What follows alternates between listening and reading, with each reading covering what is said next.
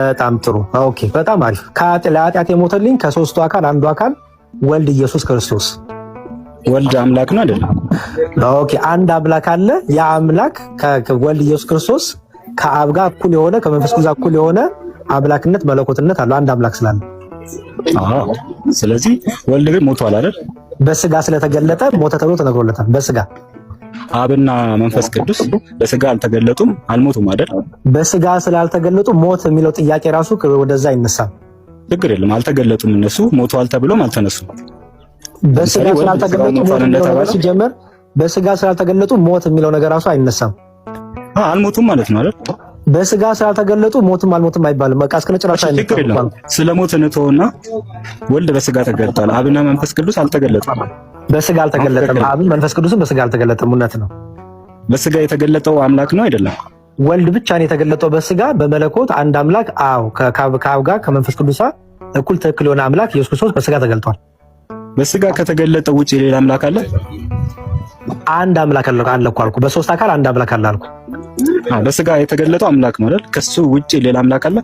በሶስት አካል አንድ አምላክ ነው የምናመልከው አልኩ እኮ ወንድሜ። ሌላ አካል አላልኩም።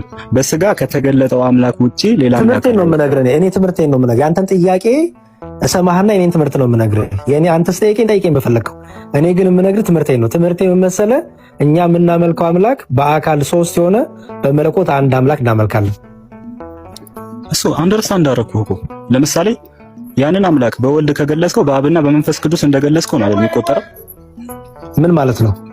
ለምሳሌ ወልድ አምላክ ነው ስትል ያንን አምላክ ኢንዲኬት እያደረግህ ነው። ኦኬ፣ ሶስት አምላክ የለም አንድ አምላክ ነው ያለው እያልኩኝ ነው። አዎ፣ ይህ አንዱ አምላክ በስጋ ተገልጧል አልተገለጠም ስለ ተገልጧል። ከሶስቱ አካል አላልኩም እኔ።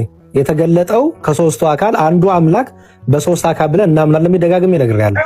ስለዚህ የተገለጠው ከሶስቱ አካል አንዱ አካል ወልድ ኢየሱስ ክርስቶስ ነው አውቃል። ያልተገለጡትስ ምንድን ናቸው? አምላክ አይደሉም? አይገናኙም። ጥያቄው ከሱ ጋር በስጋ የተገለጠው ማን ነው ካልከኝ፣ ስለ ስጋ በስጋ መገለጽ ስለሆነ ያ የነበረው አንድ አምላክ አለ። በአካል ግን ሶስት ስለሆነ ያ በአካል አካል ስለ እኔነት ማለት ነው። በእኔነት ሶስት ነው የማይመስላል። አንዴ ቆይ ወደ ጥቅስ እንምጣ። አንዴ አብን ብቻውን አምላክ እንደሆነ ጥቅስ ላይ ነኝ። ጥቅስ ችግር የለውም። ለምሳሌ ደግሞ ኢየሱስ ክርስቶስ ብቻውን አምላክ እንደሆነ አሳያለሁ። አዎ እሺ፣ ችግር የለም። እሺ አባታችን ሆይ በሰማያት የምትኖር ሲል እንዲሁም መጽሐፍ ቅዱስ ላይ ብዙ ቦታዎች ላይ አብ ብቻውን አምላክ እንደሆነ ይናገራሉ አይደል? ያው ምናልባት አብ ብቻውን ቢጠቀስም ወልድና መንፈስ ቅዱስ አሉ የሚል እሳቤ አላቸው። አይ ቲንክ አብ ማለት በራሱ አባት ማለት ነው። በራሱ አብ ማለት በራሱ ብሎ የተጠራው አካል አምላክ ነው አይደል? አንዴ ቆይ ስማኝ። አብ በራሱ ማለት አባት ማለት ነው። አባት እንደው ረጅም አታውሩ እሺ፣ እኔንም አሰሩኝ። አንዴ ሙባረክ፣ ረጅም አታውሩ ማለትም አትችልም። አንተ ጠያቄ ስለሆንክ እንደውም እኛን ረጅም ማውራት ያለ፣ ምክንያቱም ጥያቄ መላሾች ስለሆነ ማለት ነው። አብ ማለት በራሱ አባት ማለት ነው። የማን አባት ማለት ነው? የወልድ አባት ማለት ነው። የባህሪ ልጅ አለው ማን ይባል? ወልድ የሚባል ልጅ አለው። ስለዚህ አብ ስትል ኦልዌይስ የወልድ አባት እንደሆነ፣ ወልድ ከወልድ የተለየ አብ የለም፣ ከአብ የተለየ ወልድም የለም። ስለዚህ እዛ ጋር ብቻውን አብን አምላክ ሲል ከምን አንጻር ጥቅሱን ከፍተን እናሳያለን። ቀጥል፣ ጥቅስን ስጥና ላሳይህ። መልካም። አይ እኔ አብን አምላክ እንደሆነ እንድታምነው ይችላል። ከዛ ጥያቄ ከአብ ውጪ ሌላ አምላክ አለ ወይ? ሲጀመር አምላክነት እኛ የእኛን አስተምሮ እኮ እየነገርኩ ነው ያለሁት እኮ። ከአብ ውጪ አምላክ አለ ወይ? አብ ወልድ መንፈስ ቅዱስ አምላክ ነው ብለናል አይደል? ከሱ ውጪ አምላክ አለ?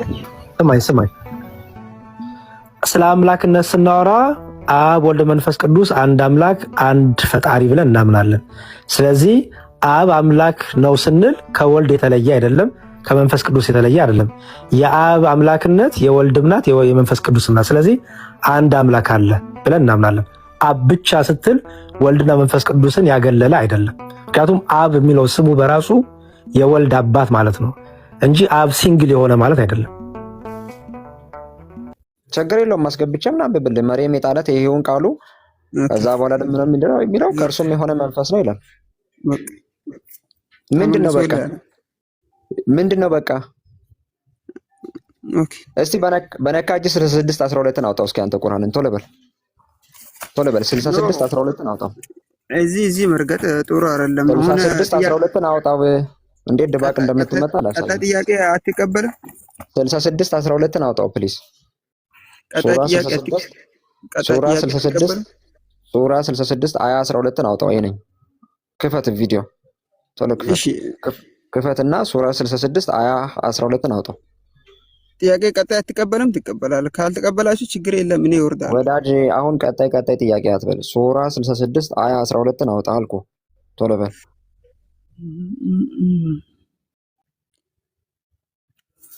እሺ ላውጣልህ። አዎ አውጣ። 66 12 ማለት ነው። እሺ መርየም ያቺ ብልቷን የጠበቀችውን ምን አደረግን አለ? ምሳሌ አደረግን። በእርሱም ውስጥ ከመንፈሳችን ነፋፋን፣ በጌታ ቃላትና በመጽሐፍ ታረጋገጠች፣ ከታዛዦችም ነበረች ይላል። ከመንፈሳችን ምን አደረግን ነው የሚለው? ነፋንበት። ምን እንዲሆን ነው ከመንፈሳቸው የነፉት? ኢሳ እንዲረገዝ ኢየሱስ ፍጡር ሆኖ። ኢየሱስ አትበል ሰውዬ፣ ድንቁርና በልክ አድርገው። ትንሽ ገደብ አልፌ እንድናገር አታስገድደኝ። ኢሳ እያልክ ቀጥል። እሺ ድንቁርና አትበል። ኢየሱስ እያልክ እንዳታወራ ከዚህ በኋላ። ኢየሱስ እያልክ የምታወራ ከሆነ አዎ ልክ ነህ አንተ። ደንቆሮ ልልህ እገደዳለሁ። ምክንያቱም ኢየሱስና ኢሳ የሚያገናኛቸው ነገር ስለሌለ ማለት ነው። ስለዚህ እናመሰግናለን። ራስምን ኮንፊርም አደረግ።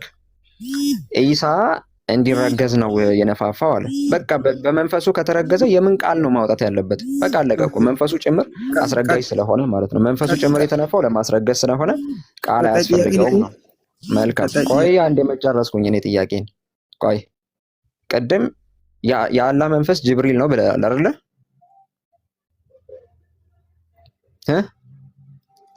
የአላህ መንፈስ ጅብሪል ነው ብለሃል አይደለ?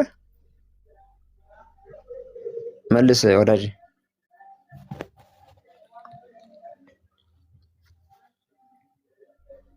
የአላህ መንፈስ ጅብሪል ነው ብለሃል። ሚዩት ነክ ሚዩትን አንሳ። ሚዩት ላይ ነህ ወዳጅ።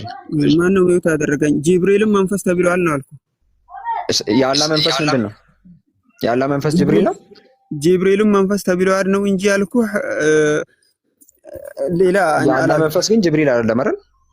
አይ ጅብሪልም መንፈስ ተብሏል ነው ያልኩ። አልጠየቅኩም እሱን። የአላህ መንፈስ ጅብሪል ነው። የአላህ መንፈስ እሺ፣ ጅብሪል አንተ እንደዛ ያልኩበት እንደዛ የሚል ማስረጃ አምጣ እስቲ። የአላህ መንፈስ ጅብሪል ነው ወይ? እየጠየቅኩ እኮ ነው ወዳጅ። ጥያቄ እኮ ነው። ጅብሪልም መንፈስ ተብሏል። ጅብሪል መንፈስ ተብሏል። ጅብሪል መንፈስ ተብሏል ወይስ አልተባለም? አይደለም ጥያቄ። የአላህ መንፈስ ጅብሪል ነው ወይ? እኔ ያልኩህን አንዴ ሲማኝ መልስ አሰማም እንዴ? ጅብሪልም መንፈስ ተብሏል። የአላህ መንፈስ ጅብሪል ነው ወይ? ማስረጃ ከፈለከ ጠይቀኝ። ጅብሪልም መንፈስ ተብሏል። ጅብሪል መንፈስ የተባለበትን ታመጣለህ፣ ችግር የለውም። አሁን እኔ ጠየቅኩህን መልስ። የአላህ መንፈስ ጅብሪል ነው ወይ? የአላህ መንፈስ ጅብሪል ሳይሆን ጅብሪል መንፈስ ተብሏል ነው አልኩ። አንዴ ሲማኝ። መልካም እናመሰግናለን። የአላህ መንፈስ ከአላህ ወጥቶ የሚፈጥር ነው አይደለም? የአላህ መንፈስ የአላህ ቃል ነው የሚፈጥረው። የአላህ መንፈስ አይፈጥርም? የአላህ መንፈስ አይፈጥርም? ንግግሩ ነው ይፈጥራል አልኩ። የአላህ መንፈስ አይፈጥርም ወይ? እሺ የአላህ መንፈስ ይፈጥራል የሚል ማስረጃ አምጣ። 3872 አውጣ ጎበዝ፣ ቶሎ በል። እሺ 3872 የቅድሙ ራሱ በነገራችን ላይ 6612 ራሱ ከመንፈስ የተነፋው ኢሳ እንዲፈጠር ነው በማህፀኗ ብለሃል። መንፈሱ ተነፍቶ ነው የተፈጠረው ኢሳ ራሱ። ስለዚህ መንፈሱ አስገኝና ፈጣሪ ነው። ሌላ ጭቅጭቅ አያስፈልግም ነበር። ግን 3872 አምጣ አውጣው። አላህ እኮ እሱንም ይሁን ብሎት እንጂ ይሁን ካላለው አይደለም። ወዳጅ ይሁን የሚል የለም። እሺ አይዞህ። አሁን ዝም ብለህ 3872 አውጣው። በ3872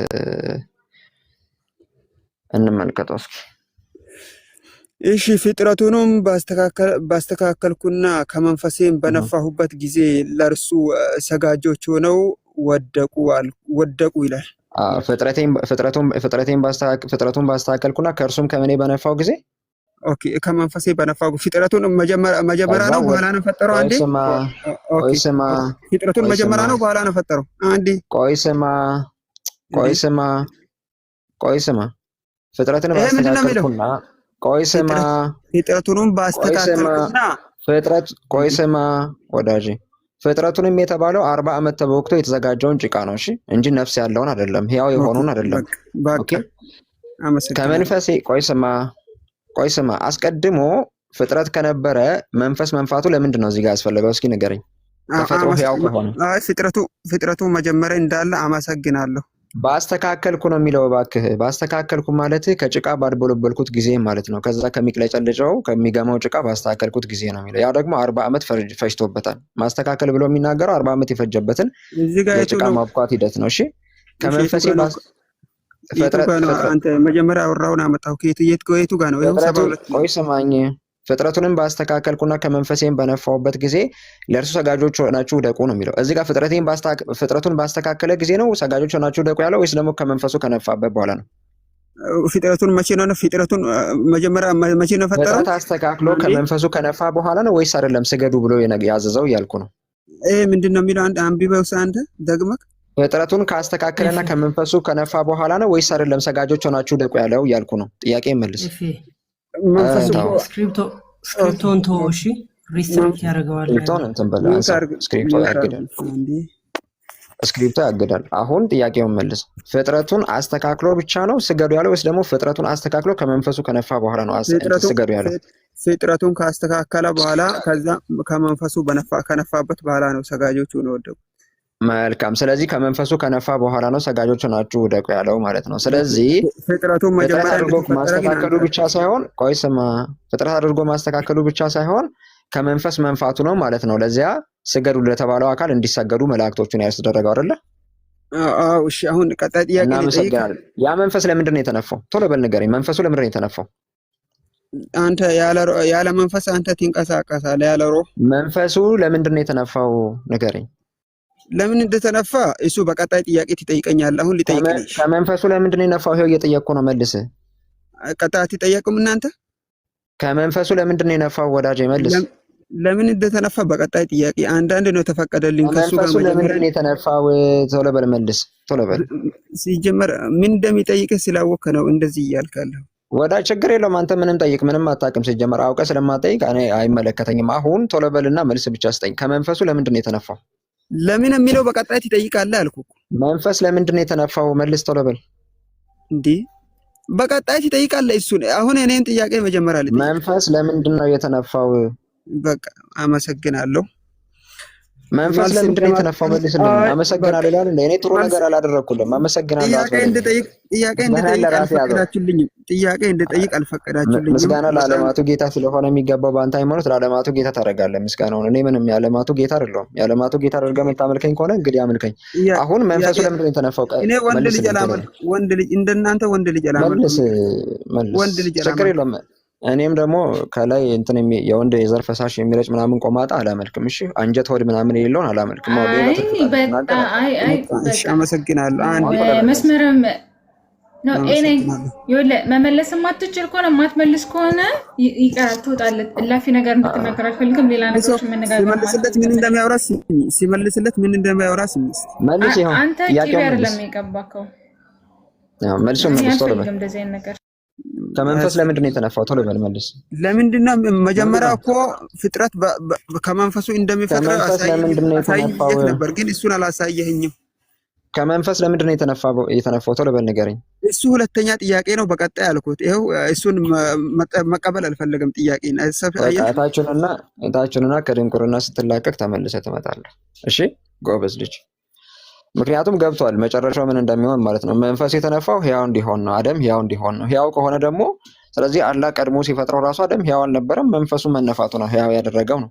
ስለዚህ መንፈሱ እንደ ቃሉ አስገኝ ነው እያለ ነው። ስለዚህ አላህ የሆነ ነገር ማድረግ በፈለገ ጊዜ ኩን ፈየኩን ብቻ ሳይሆን ሩህ የሚባለው ማለት ነው ሚን አምር ረብ ተብሎ የሚነገርለትን በ17ኛው ምዕራፍ ቁጥር 85 ላይ የተቀመጠውን ማለት ነው ከጌታ ዘንድ የሆነ ነገር ነው ተብሎ የተነገረውን ያንን ከጌታ ዘንድ የሆነ ነው ተብሎ የተነገረውን ያንን ነገር አላህ ሳይነፋ ፍጥረትን ሕያው ማድረግ አይችልም ማለት ነው። ስለዚህ በአንድም ይሁን በሌላ መንገድ አላህ ፍጥረትን ፈጥሮ ሕያው ለማድረግ አንድም ሁን ማለት አለበት፣ ሁለትም ደግሞ መንፈስን መንፋት አለበት ማለት ነው እንጂ ያለ መንፈሱና ያለ ቃሉ የፈጠረው የሚያስገኘውም ነገር የለም ማለት ነው። እና እናንተ አላህን ከመንፈሱና ከቃሉ ነጥላችሁ የት እንደምታደርሱት አላውቅም። እንግዲህ እሱን ወደፊት አይታችሁ መፍትሄ ታመጡታላችሁ ማለት ነው። ዑመር መልስ አለ በጠየቁት ጥያቄ ላይ ኦር ሌሎቻችሁ ቀጥሉ። ዲያቆን ምናምን ዲያቆን ከመጡ በጣም ቆዩ ስለሚበሉንና ከተመቻቸው ይቀጥላሉ። ዲያቆን ዳዊት አሉ። ሰላም ነው ሁላችሁ ይሁን ብያለሁ። ሰላም እንዴት አላችሁ? እግዚአብሔር ይመስገን። አንደና መጡ። እግዚአብሔር ይመስገን እየሰማው ነው። ጥሩ ውይይት ነው። ምናልባት ጥያቄ መመለስ የሚችሉ ሰዎች ካሉ ያው ብዙ ጥያቄ አለን እና ይህን ሰሞን መልስ ያላገኘ ነው ብዙ ጥያቄዎች ስላሉ እንግዲህ ይመልሳሉ ማለት ነው። ፈቃደኛ የሚሆኑ ሰዎች ካሉ እሺ። ኦማር አለ። ዲያቆን ዳዊትን ፎሎ ያላረጋችሁ ሰዎች ፎሎ ማድረጋችሁን አትርሱ። ይህ ሰሞን በጣም ደሳስ የሚል ቶፒኮች ይዘው እየገቡ ነው ቤታቸው እና ኦማር አለ። አንዴ እዚህ አሁን የተነሳው ነገር ላይ ትንሽ ሀሳብ ልስጥበት፣ ከዛ ኦማር ትቀጥላለህ። ቀጥሉ። እሺ። አይ በእስልምናው ሳይድ በጣም የሚገርመኝ አንድ ነገር ስላለ ነው። ማርያም ድንግል ሆና ምናምን ነው የወለደችው እና ከወንድ ሳትገናኝ ነው አይደል የሚባለው? ከወንድ አልተገናኘችም ምናምን እና ይሄ ከአሁን ምንድነው 17ኛው ሱራ ምናምን ላይ ያለው እሱ እንዳለ ያዙትና ከመንፈሳችን ነፋፋን ይላል አይደለ? አላህ ነው ነፊው። እሺ ይንፋ ችግር የለውም። ግን ሱረቱል ማርያም 19ኛው ሱራ ማለት ነው ምንድነው ሂስትሪው ካያችሁ ወደ ማርያም አንድ ሰውዬ ይመጣል እና ያ ሰውዬ ነው ማርያምን የሚያስረግዛት እና እሱም ወንድ ነው። አይ ቲንክ 16 17 ምናምን ጀምሮ እዩት። እና እሷ ምንድነው ካንተ ባራህማን እጠበቃለሁ ምናምን እያለች ተሸሸዋለች ሰውየውን። እና ይሄ ሰውዬ አስገድዶ ምናምን የደፈራት ይመስለኛል። ሙሉውን ማየት ካለብን እናየዋለን። ትክክል አይደለም ካላችሁኝ ማለት ነው። እና ይሄ በድንግልና ጸነሰች ምናምን እንደዛ የሚባል ነገር የለም። ይሄ ዝም ብሎ ከኛ የቀዱት ተረት ነው እንጂ የምር ሪሊ ቁርአኑን ካየነው የሆነ መንፈስ ተብሎ የተገለጸ አካል አለ። እሱም የሆነ ወንድ ነው እና ጅብሪል የሚል ስያሜ ሰጥተውታል።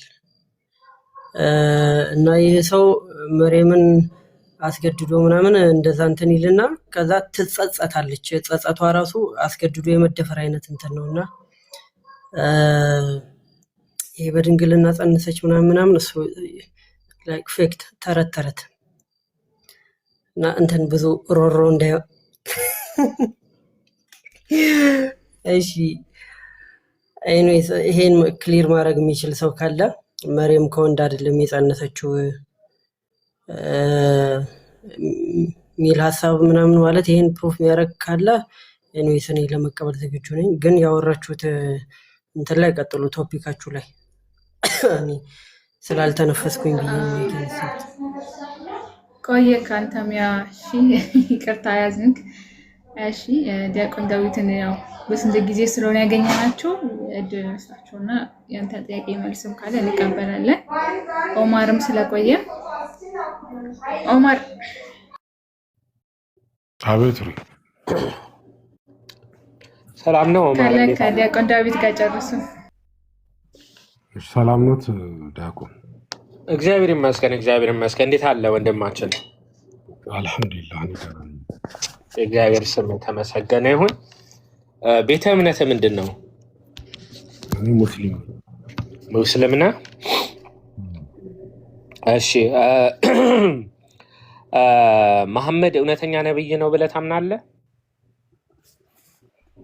እኮ። ስለዚህ ዲያቆን ንጽጽር እናድርገው፣ ከዛ እኔም ልጠይቆት የእርሱን ጥያቄ ልመልስና። እሺ ትጠይቀኛለህ። እሺ ብሎ አንድ ነብይ ለማስባል ክራይቴሪያው ምንድን ነው? እሱን ዴፊኒሽን እንስማማና መጀመሪያ ከዛ በሱ ዴፊኒሽን ቼክ እናደርገው። እኔ ነብዩ መሐመድ እውነተኛ ነብይ ናቸው። ይዋሻል? አይዋሹም። እሺ እርግጠኛ ነህ አይደለ? መስፈርቱን አስቀምጡልኝ ብዬ ነው። እሱን አንተ እውነተኛ ነብይ ነው ብለሃል። ከፈለክ አንተ ራስህ መስፈርቱን ታመጣለህ። እኔ ግን አንድ ጥያቄ ነው አለኝ። አንድ ሰው ማድረግ አሁን ለምሳሌ ሙሴን ነብይ ነው ብሎ ነው የሚያምኑት አይደል? እሺ እሱኑ በኋላ እንመጣለን። የኔ ጥያቄ ምንድነው? አይ ጥያቄውን መመለስ ካልፈለግ ችግር የለውም። አይ መልሰው ችግር የለም። ለእርሱ ግልጽ ለማድረግ እኮ ዴፊኒሽናችን አንድ ጥያቄ የጠየቁት ቋንቋዊ ፍቹ ላይ ሁለታችንም መስማማት አለብን። አንድ ነብይ እውነተኛ ሰው ነው ብለህ ታምናለህ ወይስ ቁርአንን ተገለጸልኝ ብሎ የነገረህ እየዋሸ ነው ወይስ እውነት እየተናገረ ነው? ላይክ እሱ ከራሱ ምንም አያወራም። ላይክ የአላህ ቃል ነው። የአላህ ቃል ነው። ሁሉም የአላህ ቃል ነው። እርግጠኛ ነህ? አዎ፣ ቁርአን ውስጥ ከአላህ ውጪ ተናጋሪ የለም። ከአላህ ውጪ ተናጋሪ የለም። መልካም። እሺ ደግሞ ልጠይቁት አንዳንድ እንዲሆን እኔ ደግሞ መቼ ጠይቄ ገና ሳልጀምረው ምኑን ጥያቄው ሳይጠየቅ። እሺ ይሄ ቁርአን ነው አይደለ? ሱራ 5 ቁጥር 32 ቁርአን ነው አይደለ? ይሄ የአላህ ቃል ነው። የአላህ ቃል። እሺ እስቲ የአላህ ቃልን አንብብልኝ። ይህንን አንብብልኝ። ምን ይላል? ያንብብልኝ። እርሱ ስለማይታይ ነው። አይ ይኸው ቀረብ አደርገዋለሁ። እስቲ አንብብልኝ። በዚህ ምክንያት በእስራኤል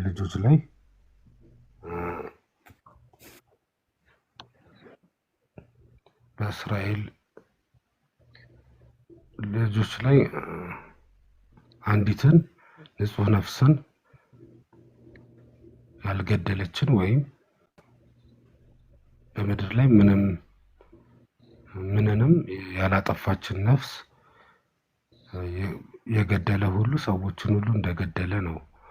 አንዲትን ነፍስ ሕያው ያደረገም ሰዎችን ሁሉ ሕያው እንዳደረገ ነው። መልካም። እሺ ይበቃል። ይሄ የማን ቃል ነው? የአላህ ቃል ነው። እርግጠኛ ነህ?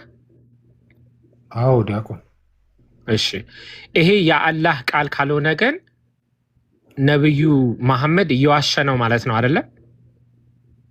ማለት ምን ያገናኛል ዲያቆን? አይ የአላህ ቃል እንደሆነ ማን ነገረ?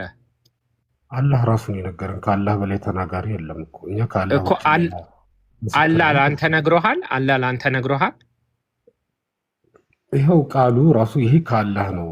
ይሄ ጥርጣሬ ይሄ ከአላህ ቃል እንደሆነ ማን ነገረ? መሐመድ ነው አይደለ?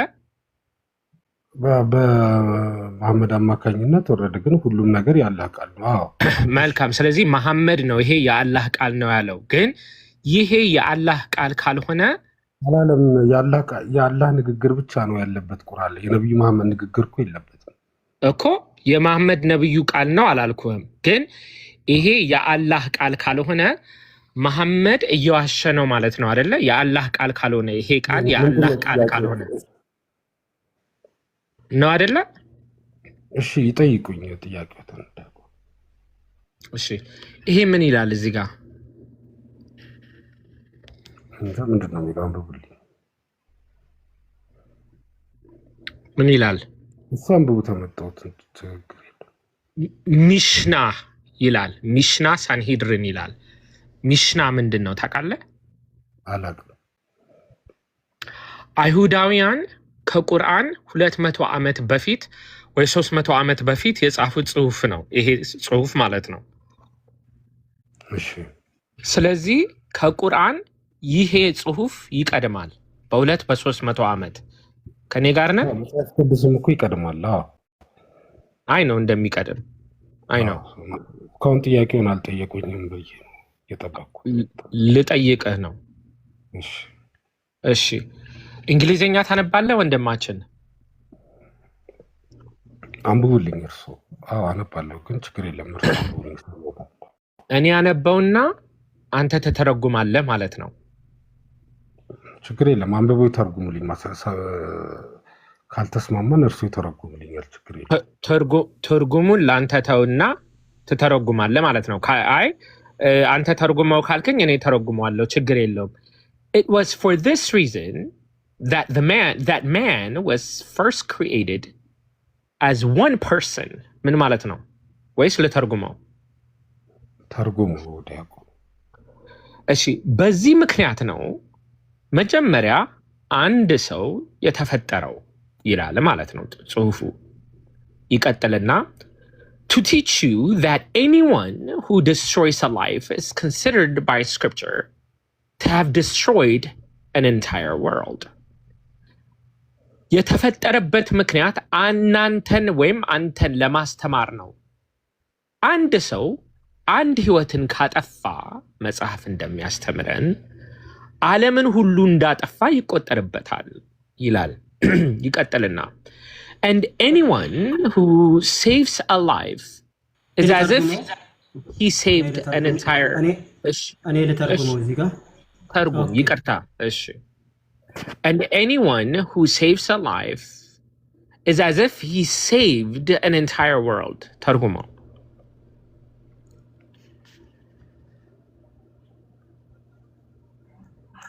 እኔን የሚተረካ ቡኪ አሁን ተናገር ቅድም በማር ስለገባህ ማለት ነው የሚተረኩ ሚስነክ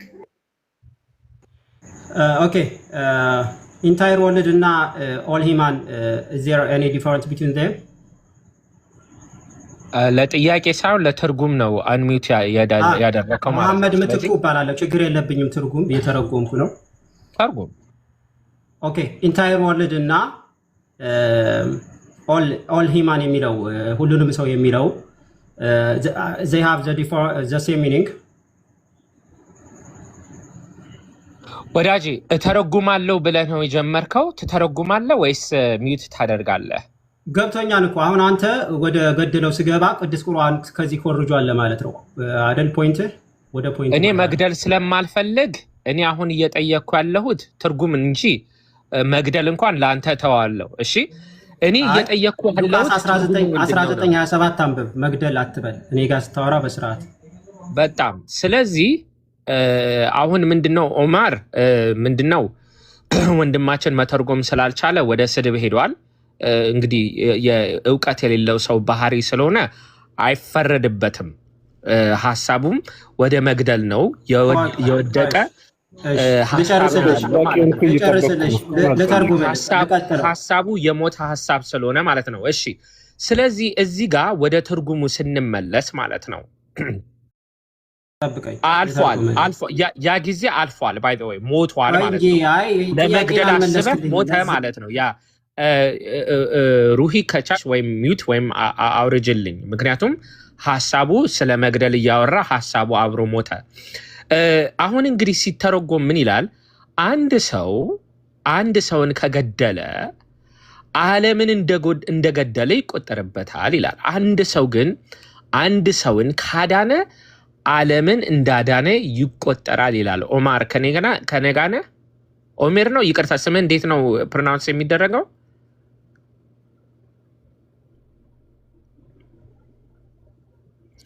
ወንድማችን ከኔ ጋር ነህ የሰማው ኦሜር ነው ስምን በደንብ ማለት ስለምፈልግ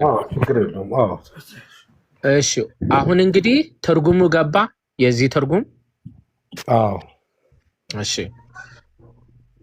ይህ ጽሁፍ ከቁርአኑ 300 ዓመት ይቀደመዋል ገባህ አይደለ እሺ ይህ ጽሁፍ ከቁርአን 300 ዓመት ከቀደመው ሁለት ምርጫ አለ ማለት ነው ከኔ ጋር ነህ አዎ ዲያቆን አንደኛው ምርጫ መሰጠህ ቁርአን መሐመድ ይህ የአላህ ቃል ነው አለ እንጂ አላህ ከዚህ መጽሐፍ እየኮረጀ እያመጣ የኔ ቃል ነው እያለ እየነገረ ነበረ actually 3 ምርጫ ሰጣለሁ ከሶስቱ አንዱ ነው አላህ ከዚህ መጽሐፍ እየኮረጀ ግን የኔ ቃል ነው ብሎ ለመሐመድ ነግሮታል ምርጫ 1 ምርጫ 2 መሐመድ ከአላህ ምንም ነገር ሳይሰማ እየዋሸ ከአላህ ቃል አመጣሁ ብሎ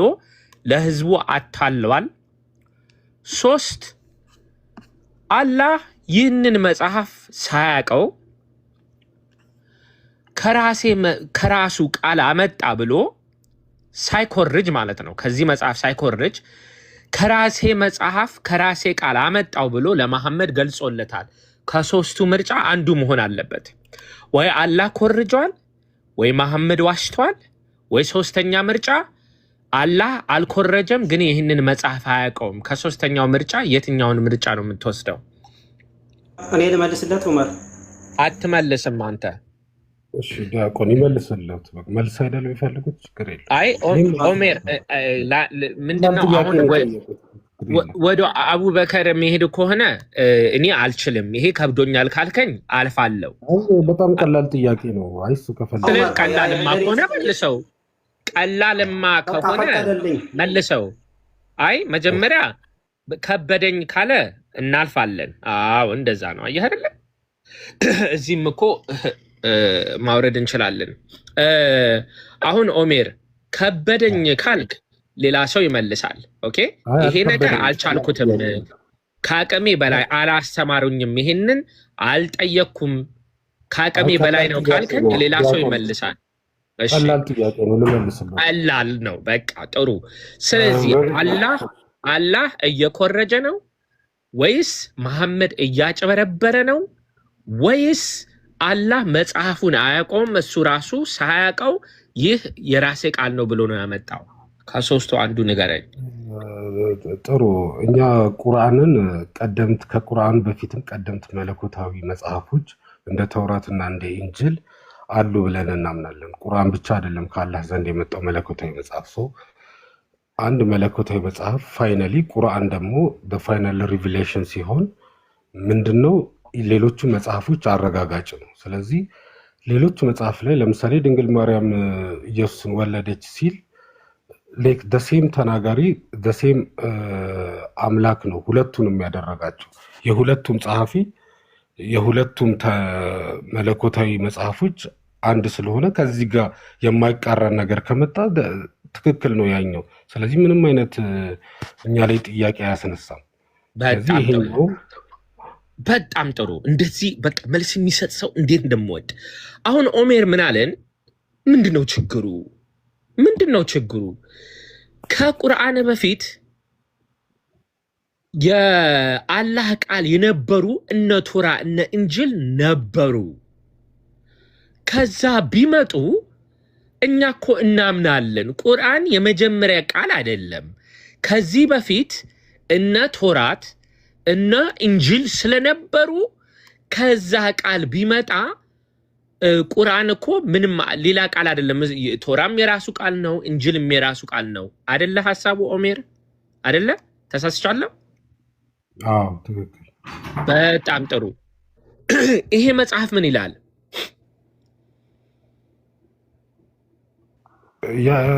አይ ዶንት ኖ አሉኝ እኮ ሽታ ብዬ እኮ ተቀበልኩ። ሚሽና ይላል። ቶራት አይደለም፣ ቶራት አይደለም፣ እንጅልም አይደለም፣ የአላህ ቃልም አይደለም፣ የእግዚአብሔር ቃልም አይደለም። የአይሁዳውያን የሰው ቃል ነው። ችግሩ ከብሉይ ኪዳን ባሳየህ እንዴ? ብሉይ ኪዳን እኮ እንቀበላለን። የአላህ ቃልን ሪቪል እንዳለ ተበረዘ እንጂ ድሮም እኮ እንደነበረ እናውቃለን ትለኛለህ። ኢንጅል ባሳየህ ቆይ ኦሜር ቆይ ተረጋጋ። ኢንጅል ባሳየህ፣ ኢንጅልማ የአላህ ሪቪል አድርጎት በኋላ ሰዎች ኮረብት አድርጎት የጳውሎስ ችግር ነው ትለኛለህ። እዚህ ጋር ግን ማሳየህ ሚሽና ነው። ወደ ቶራት መሮጥ አትችልም፣ ወደ ኢንጅል መደበቅ አትችልም። ይህ የሰው ቃል ነው። ስለዚህ አሁንም መልሼ ልጠይቀ ይህ ቃል ኦሜር እየሰማኸኝ ነው? ኦሜር እየሰማኸኝ ነው? ይህ ቃል የመጣው ከቶራት አይደለም፣ ከእንጅል አይደለም፣ ከአላህ ቃል አይደለም። የመጣው ከሰው ሐሳብ ነው። ስለዚህ አላህ ኮርጆ ነው? መሐመድ እያጭበረበረ ነው? ወይስ አላህ ጽሑፉን ስለማያውቀው የኔ ቃል ነው ብሎ ለመሐመድ ነገረው? ከሶስቱ ምርጫ አንዱ ምርጫ ነው ሊሆን የሚችለው።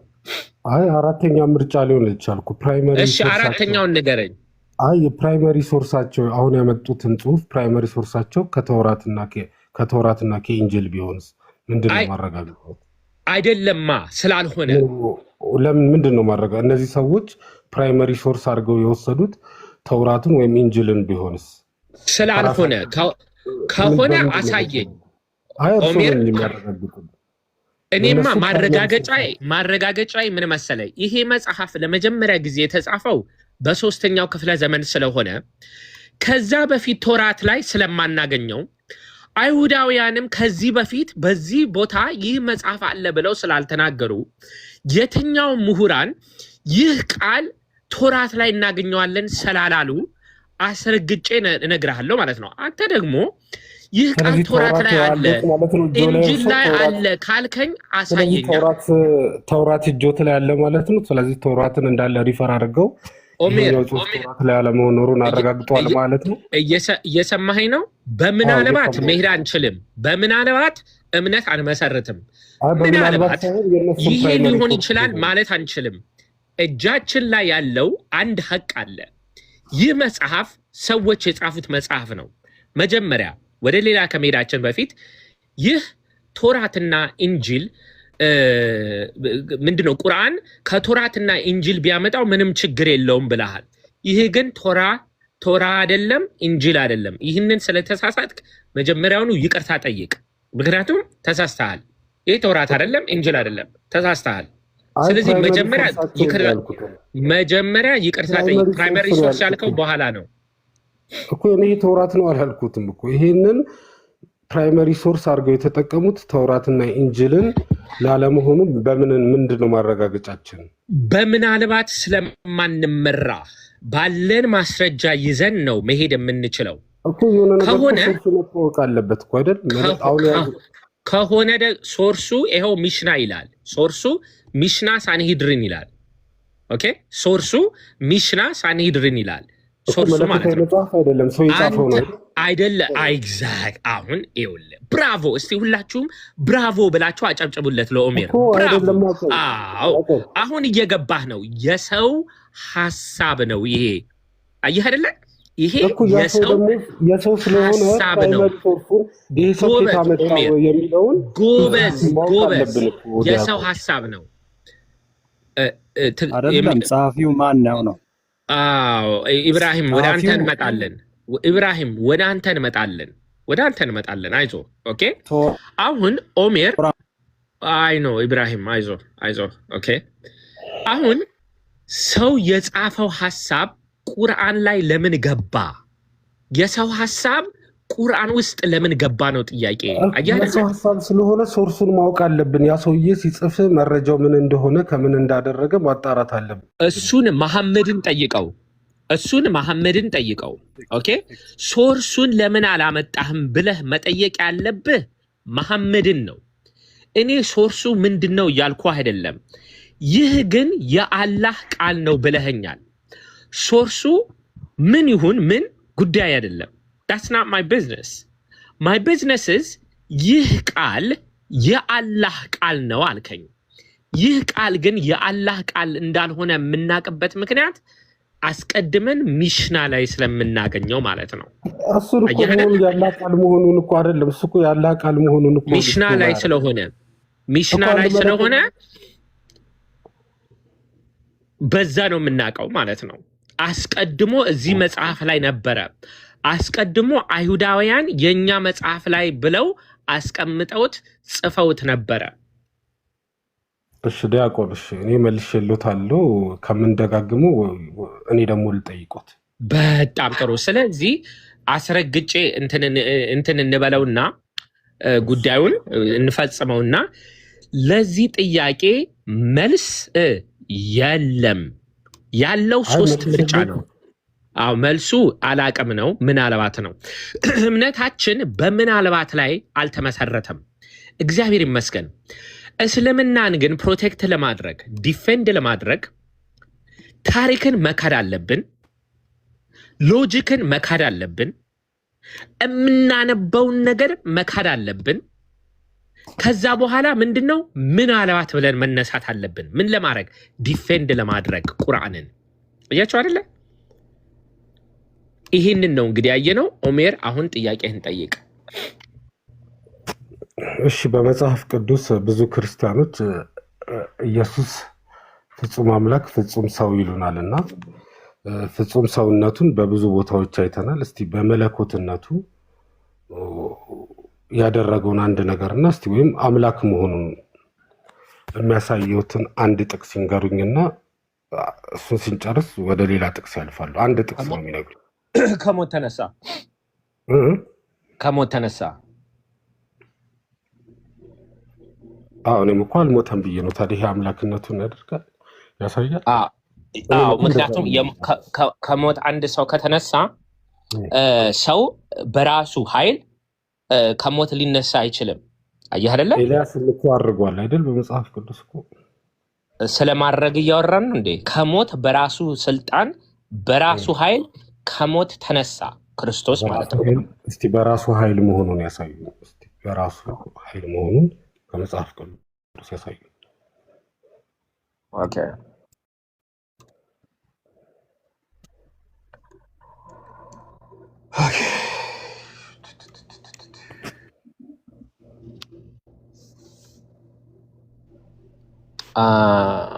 ይቅርታ ግን ይሄ ጥያቄ የአንድ ወር ፓኬጅ ነው እንዲያው አንተ ጋር ወሩም በሙሉ ይህን ጥያቄ ጠየቅ ነው። ታዲያ አመቱ ሙሉ ጠይቃለሁ። ታዲያ ጥያቄ እኮ ያልገባኝ ነው የምጠይቀው እንጂ ጥያቄ ያለኝ ብዬ እኮ አይደለም። አንተ እኮ አሁን ችግሩ ምን መሰላችሁ? እናንተ ማስረጃው መጥቶ እንትን ብሏችሁ ወይ ሙግት እንዴት ማቅረብ እንዳለባችሁ ስለማታውቁ ወይ ደግሞ እንዴት መልስ ሲሰጣችሁ ማድመጥ እንዳለባችሁ ለይታችሁ ስለማታውቁ አንዴ ለጠየቀው መልስ ታችሁ ነው። እንዴ እያነበብክ ነው ኦሜር? እያነበብክ ነው? አንደኛ ጴጥሮስ መልእክት ይላል ምዕራፍ 3 ቁጥር 18 ሲያንበብልን ክርስቶስም ደግሞ ወደ እግዚአብሔር እንዲያቀርበው እርሱ ጻድቅ ሆኖ ሳለ አመፀኞችን አንድ ጊዜ በኃጢአት ምክንያት ሞቷልና በምን ሞተ? በስጋ ሞተ፣ በመንፈስም ግን ሕያው ሆነ። በቃ ቃለ ሕይወት ያሰማልን። ጌታችን መድኃኒታችን ኢየሱስ ክርስቶስ ከሞት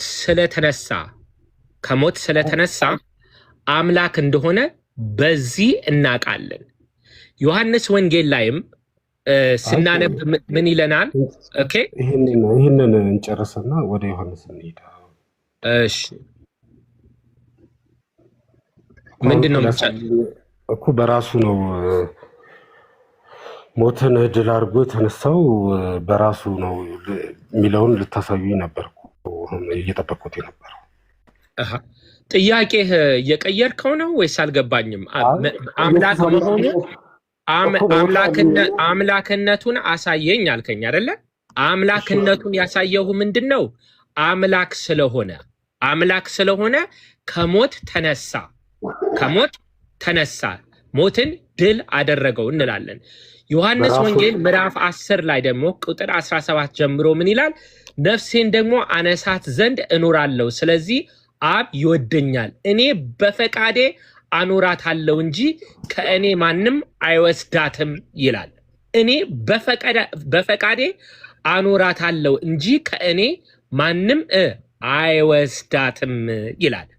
The author of life ክርስቶስ ራሱ ነው። አምላክ ነው የምንለው በዚህ ራሱ ዲያቆን እችን ጽዋ ከኔ አትለፍ ብሎ ሲጸልይ ወደ አምላኩ፣ ከዛ አምላኩ ጸሎቱን የሰማው ታዲያ እሱ በምን ኬዝ ነው ታዲያ? እስቲ እሱ ያስረዱ። ኦኬ ኦሜር ምን እንደማናደርግ ታውቃለህ? ጥቅስ ወደ ጥቅስ አንሄድም። ጥያቄ ጠየቅ አይደለ? ጥያቄው ልክ እንዳንተ እኔ ሰርክል አድርጌ እላይታች ወርጄ ሌሎች 10 ጊዜ እየገቡብኝ አይደለም ጥያቄውን የምመልሰው ማለት ነው። አጭርና ምጥን ያለች መልስ ነው የሰጠው። ክርስቶስ አምላክ እንደሆነ የሚያሳየን ጥቅስ ስጠኝ አልከኝ፣ ሰጠው። እንዴት እናውቃለን ክርስቶስ አምላክ እንደሆነ? መለኮቱን የሚያሳይ ሐሳቡ የት አለ ስትለኝ ክርስቶስ ከሞት ስለተነሳ አልኩ። ጥቅስ አሳየኝ አልከኝ፣ ከአንድም 2 ጥቅስ አሳየው። እሺ በራሱ ኃይል እንዳለው እስቲ አሳየኝ አልከኝ። ከዛ በኋላ እኔ በፈቃዴ አኖራታለሁ ይላል። በፈቃዴ አኖራታለሁ አለ ክርስቶስ ራሱ። በነገራችን ላይ አሁን የምታደርገው በቲዮሪ ኦፍ አርጊመንቴሽን ሙቪንግ ደ ፖስት ይባላል። አንድ ጥያቄ ጠይቀህ ለዚህ መልስ የለም ትባላለህ። መልስ ስታገኝ ኦኬ ይሄንን ግን መልስልኝ ትላለህ። እሱን ስመልስልህ ኖ ኦኬ ሌላ መልሳለሁ ትላለህ። አሁን ከጠየከኝ ሌላ ጥያቄ ጨምራለሁ፣ አንተ ደግሞ ትመልሳለህ ማለት ነው። ሌላ ጥያቄ ጠይቃለሁ። ኦኬ አልመለሱልኝም እኮ በራሱ ፍቃድና ያደረገው ብለው ይኸው ነፍሴን ከኔ ማንም አያስዳትም የሚለውን ጠቀሱልኝ። ታዲያ ለምንድን ነው እኔ ደግሞ ልካውን ላመጡት እቺ ጽዋ ከኔ አትለፍ ብሎ ወደ አምላኩ ሞትን ለመሸሽ ወደ አምላኩ የጸለየው ታዲያ ለምንድን ነው? ኦኬ ይህን ግልጽ ካረጉልኝ እኮ በቃ ጥያቄ ይመልሰውልኛል ማለት ነው። በጣም ጥሩ። እሱን የጸለየበት ምክንያት ሰውም አምላክም ስለሆነ ሰውነቱንም ለማሳየት ነው። ሰውም እንደሆነ አምላክም እንደሆነ ለማሳየት ነው። አንተ የጠየከኝ አምላክነቱን የሚያሳይ ጥቅስ አሳየኝ ነው አልከው። ሰው ስለሆነ ተርቧል፣ ተጠምቷል፣ ተገርፏል፣ ደምቷል፣ ሞቷል። ምን ስለሆነ? ሰው ስለሆነ። አምላክ ስለሆነ ሁሉን ያውቃል፣ ከሞት ተነስቷል። ምንድነው? ተአምራትን ሰርቷል። ማን? እሱ ክርስቶስ። እየለየነው እየከፈልነው ይሄ ሰው ነውና ይሄ አምላክ ነውና እያለን አይደለም። ግን ሰው ስለሆነ እንደ ሰው አድጓል፣ እንደ ሰው ተርቧል፣ እንደ ሰው ተጠምቷል። አምላክ ነውና እንደ አምላክ ማድረግ ያለበትን ነገር በሙሉ አድርጓል። መልሶ ይሄ ነው። እንግዲህ ጥያቄ ጠየቀኝ፣ መልስ መልሻለሁ። አሁን ደግሞ አንተ ሌላ ጥያቄ ትመልሳለህ ማለት ነው። የሚገልጽ ጥቅስ ነገሩ ይሄኛው አልገባኝም። እንግዲህ መልሻለሁ። ከዚህ በላይ ምንም ማድረግ አልችልም። አሁን ደግሞ ሌላ ጥያቄ ትመልሳለህ ማለት ነው። ሌላ ጥያቄ ትመልሳለህ ማለት ነው። ወይም ሌሎች ወንድሞች ስላሉ ምናልባት ሙስሊሞች እርዳታ ያስፈልገዋል ኦሜር እና እኛ እናግዘው የምትሉ ካላችሁ ሌሎቻችሁ ደግሞ ልትረዱ ትችላላችሁ። ትንሽ እንዳይጎዳብን ወንድማችን ትንሽ እንዳይጎዳብን እኛ እናግዘው። አንድ ጥያቄ ልጠይቅህ ነው። ችግር የለውም። እርስዎ የፈለጉት ስንት ጥያቄ ነው የምትጠይቀው? ስንት ጥያቄ ነው የምትጠይቀው? ይሄ የኢየሱስን አምላክነት አሉኝ። አንድ ጥቅስ ሰጡኝ፣ እሱም አልገባኝም። ይቅር አሉኝ። እሺ ይቅር አልኩኝ እኮ ሌላ ጥቅስ ይነግሩኛል። በደንብ ግልጽ ሆኖ ኦሜር አሁን አንተ 3-4 ጥያቄ ጠይቀሃል። ጥያቄ የኔ ተራ ነው ማለት ነው።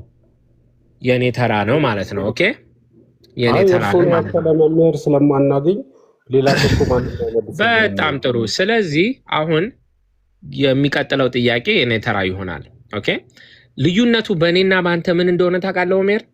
አንተ 1 ሲደመር 1 ስንት ነው ስትባል እንደው እኮ ነገርየው ምን እንደሆነ እኮ ቆይ ልንገርህ እስቲ እያልክ ነው የምትመልሰው። እኔ ግን 2 ነው ብዬ ነው የምመልስልህ ማለት ነው። ኦኬ አሁን ጥያቄ ሱራ 5 ቁጥር 116 ላይ የሚገርም ቃል እናገኛለን። እስቲ አንበብልን። መልእክተኛ መሐመድ ሆይ አላህ የመርየም ልጅ ኢሳ ሆይ ሰዎችን እኔንና እናቴን ከአላህ ውጭ 2 አማልክት አድርጋችሁ ያዙን ብለሃልን? እሺ ይበቃል። የኔ ጥያቄ ተናጋሪው ማን ነው እዚህ ጋር? አላህ ነው የሚነግረን። እንደ ታሪክ ኮቴሽን ላይ ማንን እየጠየቀው ነው? ይሄ በኮቴሽን እኮ ነው ኢየሱስን። እሺ ኢሳን እየጠየቀው ነው አይደለ? አላህ ኢሳንን እየጠየቀው ነው። አዎ ኢሳን የሚጠይቀው ኢሳ እንደዚህ ብለሃልን ብሎት ነው አይደለ? እኔንና እናቴን ከአላህ ውጪ 2 አማልክት አድርጋችሁ ያዙን ብለሃልን እያለው እየጠየቀው ነው አይደለ? አላህ ይህንን ቃል ተናግሯል?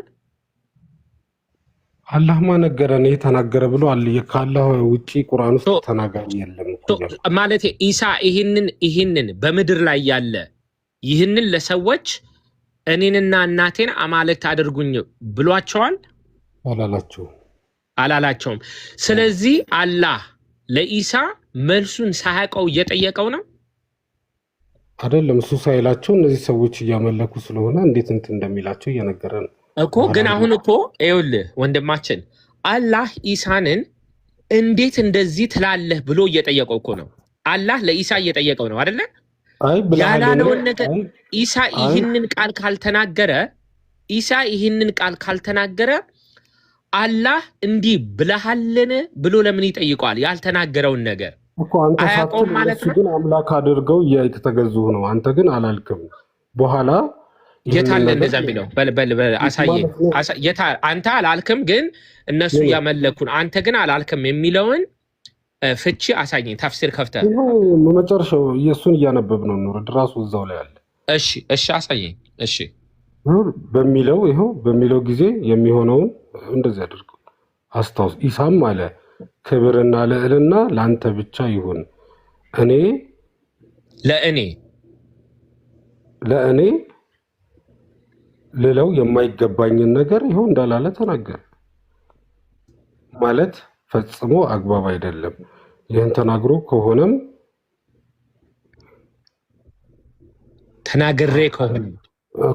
ታውቃለህ፣ አንተ በውስጤ ያለውን ሁሉ ጠንቅቀህ አዋቂ ነህ።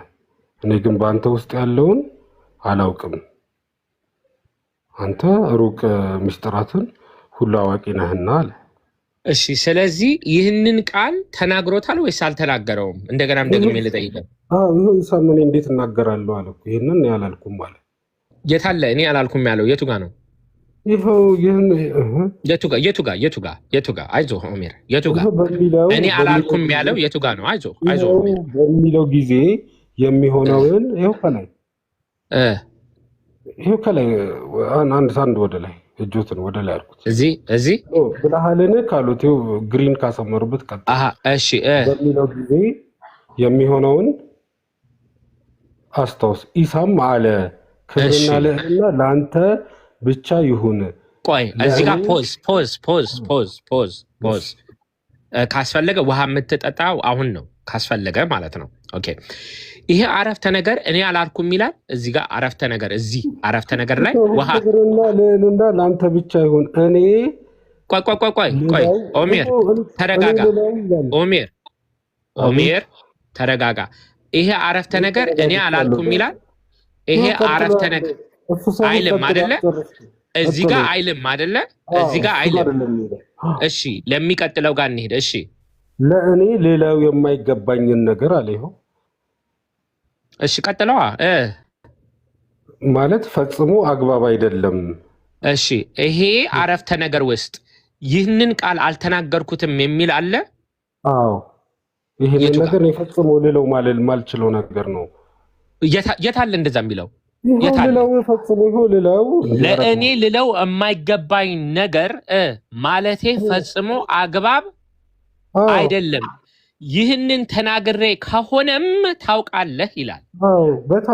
ለእኔ ልለው የማይገባኝ ነገር ማለቴ ፈጽሞ አግባብ አይደለም። ይህንን መናገር አግባብ አይደለም ማለትና ይህንን አልተናገርኩትም ሁለቱ አንድ ሀሳብ ነው። አረዳቆን እኮ ምን አይነት ጥያቄ ይጠይቁናል? ከባድ ጥያቄ ነው። በነገራችን እኔ የምጠይቀው ውብ የሆኑ ጥያቄዎች፣ እንደው ሰምተው የማታውቀው ጥያቄዎች፣ ግሩም ጥያቄዎች ነው የምጠይቀው። ይገርምሃል፣ የኔ ጥያቄ እንደዚህ አይነት ነው። ኦኬ ምን አይነት ጥያቄ ነው ስላልከኝ ነው። የኔ ጥያቄ ግሩም ጥያቄ፣ እንደዚህ የመሰለ ጥያቄ ትሰማለህ ከኔ ማለት ነው። እሺ እኔ ይህንን አይነት ነገር ልናገረው አግባብ አይደለም ማለትና ይህንን አልተናገርኩትም ማለት ሁለቱ አንድ ነገር ነው? አዎ አንድ አይነት ነገር ነው። እሺ ይበቃል ብያለሁ እኮ ቅድም ብያለሁ። እስልምናን ዲፌንድ ለማድረግ መዋሸት ያስፈልጋል። የምናነበውን ነገር መካድ ነው። ሚውት ኦሜር ሚውት ታደርጋለህ። አሁን ሚውት ታደርጋለህ። እስልምናን ዲፌንድ ለማድረግ ወይ መዋሸት አለብህ፣ ወይ የምታነበውን ነገር መካድ አለብህ፣ ወይ ታሪክን መካድ አለብህ።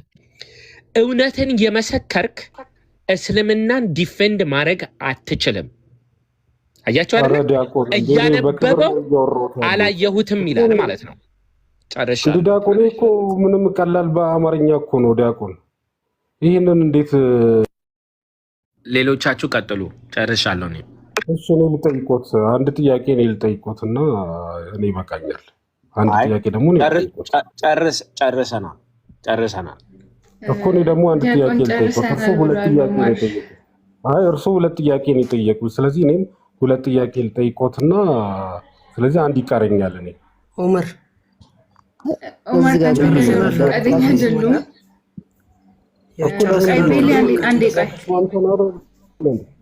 ሁለት ጥያቄ ጠይቀውኛል። እኔ ደግሞ ሁለት ጥያቄ ልጠይቃቸው። አንድ ያረጋጋው ትጠይቃለህ አትጠይቅም ያለ የለም። ግን እሳቸው ጨርሰናል ካሉ በቃ ጨርሰናል። ያ አንድ እሳቸው ጨርሻለሁ ካሉ ካንተ ጋር በቃ ጨርሷል። ሌሎች ወንድሞች የሚያናግሩ ከሆነ ጨርሱት። ማን ጠይቃቸው ነው? እኔ ጠይቃቸው እኮ ነው የሚጨርሱት።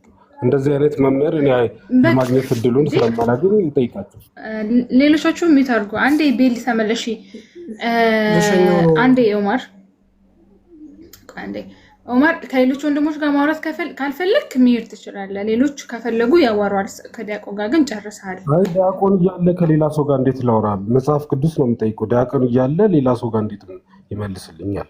በቃ እሺ ሌላ ጊዜ ና። ምንም እንትን ልልህ አልችልም።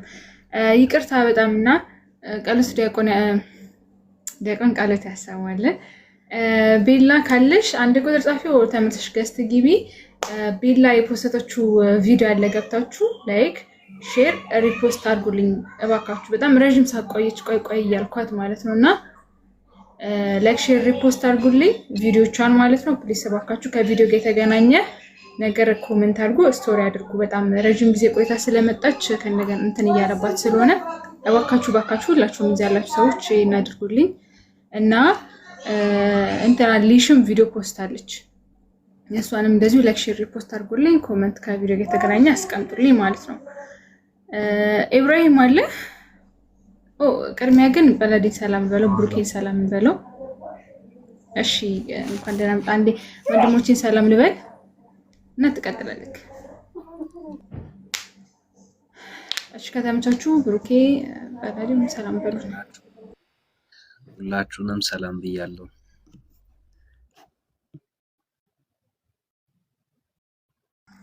እሺ ሰላም ላንተ። እግዚአብሔር ይመስገን።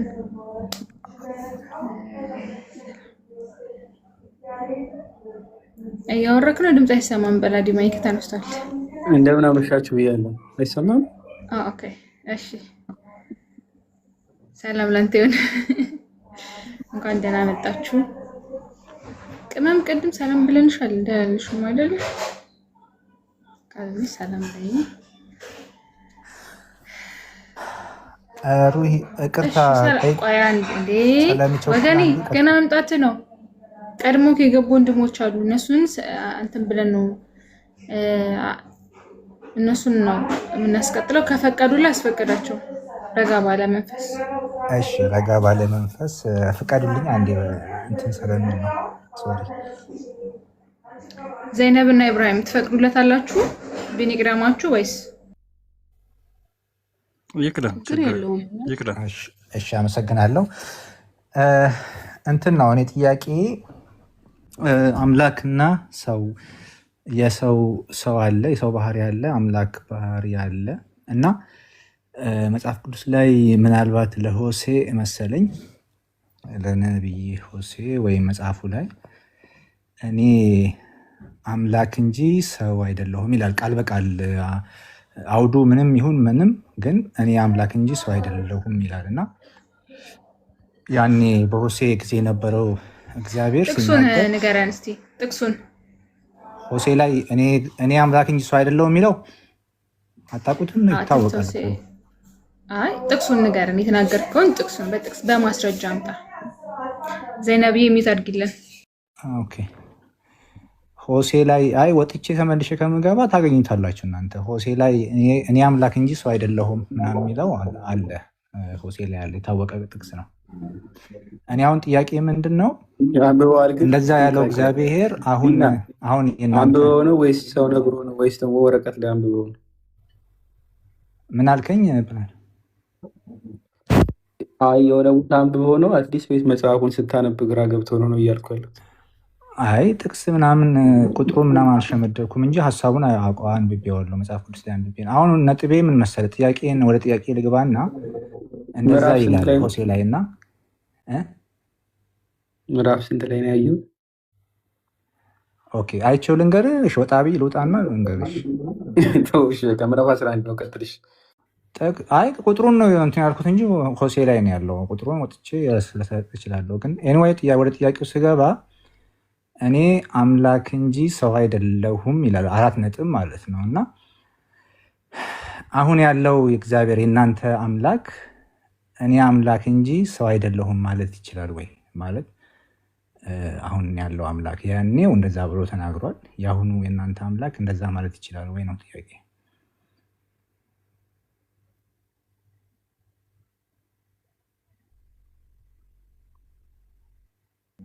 እሺ ተቀበሉት። በላዲ ወርደቆን ብሩክ ያንዳችሁ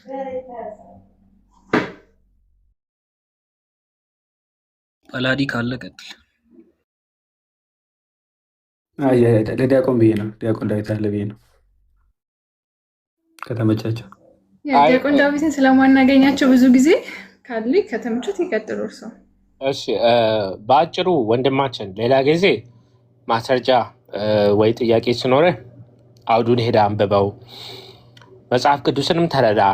ብሉይ ኪዳን ሐዲስ ኪዳን የምንልበት ምክንያት ክርስቶስ ማን ነው የሚሉትን ነገር ማወቅ ያስፈልጋል። ክርስቶስ የምንለው ድህረ ተዋህዶ ነው። ተዋህዶ ማለት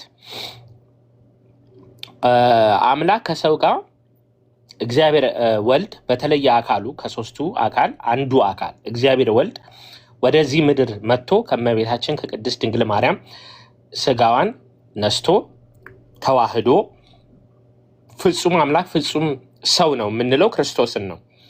ይህ አውድ የምታገኘው በብሉይ ኪዳን ነው። ቅድመ ተዋህዶ ማለት ነው። ከተዋህዶ በፊት ክርስቶስ ወይም እግዚአብሔር ወልድ በተለየ አካሉ ወደዚህ ምድር ከመምጣቱ በፊት የተናገረው ቃል ነው። ስለዚህ አንተ እያደረክ ያለው ሆሴ ላይ ከተዋህዶ በፊት የተናገረውን ቃል ከተዋህዶ በኋላ ላይ ያለውን ለማነጻጸር እየሞከርክ ነው። ይሄ የሚያሳየው ምንድን ነው? ክርስትና ወይ ተዋህዶ ወይ ክርስቶስ ማን እንደሆነ ክርስትና ምን እንደሆነ ገና አልተረዳኸውም ማለት ነው። እና መልሱ ምንድን ነው? ባጭሩ ቅድመ ተዋህዶ ሆሴ ላይ የተናገረው አምላክ መቼስ ሰው አይደለም። ክርስቶስም ሰው ነው ብለን 4 ነጥብ አናደርግም። በነገራችን ላይ ክርስቶስም ማለት ነው። ክርስቶስ ደግሞ ከሶስቱ አካል አንዱ እግዚአብሔር ወልድ ወደዚህ ምድር መጥቶ ከእመቤታችን ከቅድስት ድንግል ማርያም ከስጋዋ ስጋ ነፍስ ከነፍሷ ነፍስ ነስቶ የተዋህደው አካል ስሙ ክርስቶስ እንለዋለን። እንድትረዳው ማለት ነው። ኦኬ። ስለዚህ ይሄንን እንግዲህ መረዳት ያስፈልጋል። የዚህ የግንዛቤ እጥረት ይመስለኛል። ኦኬ። አይ የግንዛቤ እጥረት ሳይሆን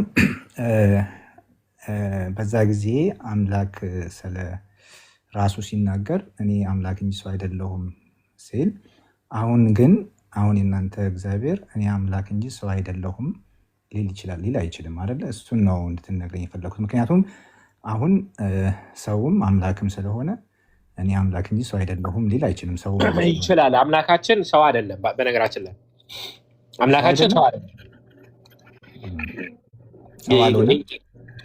ይኸውልህ እግዚአብሔር ሰው ነው አንልም።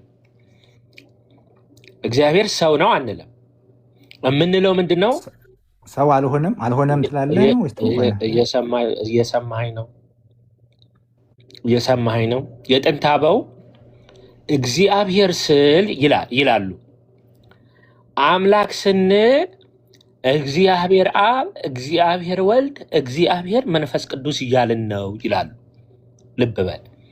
አምላክ ስንል እግዚአብሔር አብ፣ እግዚአብሔር ወልድ፣ እግዚአብሔር መንፈስ ቅዱስን እያልን ነው ይላሉ የቀደሙ አባቶቻችን። ምን ማለት ነው? አብ ሰው አይደለም፣ ሰው አልሆነም፣ አልሞተም፣ አልተሰቀለም። መንፈስ ቅዱስ ሰው አይደለም፣ አልተሰቀለም፣ አልሞተም። በነገራችን ላይ ወልድም ሰው አይደለም። ሰው ነው አንልም። ወልድ ሰው ነው አንልም። ወልድ አምላክ ነው። ወልድ አምላክ ነው፣ አብ አምላክ ነው፣ መንፈስ ቅዱስ አምላክ ነው። አንድ አምላክ እንጂ ሶስት አማልክት የሉንም።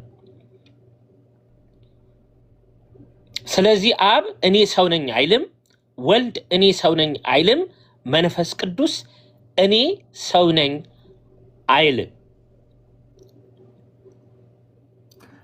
ያልተረዳኸው ይሄንን ነው። እና እንግዲህ በሁለቴ መልሼልሃለሁ ማለት ነው። አንዱ ጥያቄ ሁለቴ መልሼልሃለሁ። ኦኬ እሺ፣ ደስ ካለ ችግር የለውም። አንተ አይምሮ ከተቀበለው እሺ፣ አመሰግናለሁ። እሺ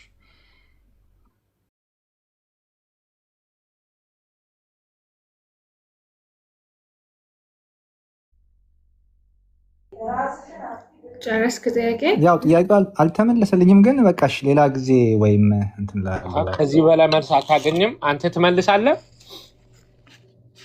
ማለት እኔ ጥያቄ እኮ የአሁኑ አንተ ትጠየቃለህ አይደለሁም ማለት ይችላል ወይ አልኩ። ይችላል እንደዛ። አንተ ትጠየቃለህ ወይስ አትፈልግም? አይ ጥያቄ ሳይመለስ እኔ እንደምጠየቀው አትፈልግም። ተመልሷል፣ ግን ከበደ መሰለኝ መልሱ። ኖ አሁን ሰው አይደለም ነው እያልከኝ፣ አምላክ ሰው አይደለም። ኦኬ እኔ ሰው ነኝ ያለው ማን ነው ታዲያ?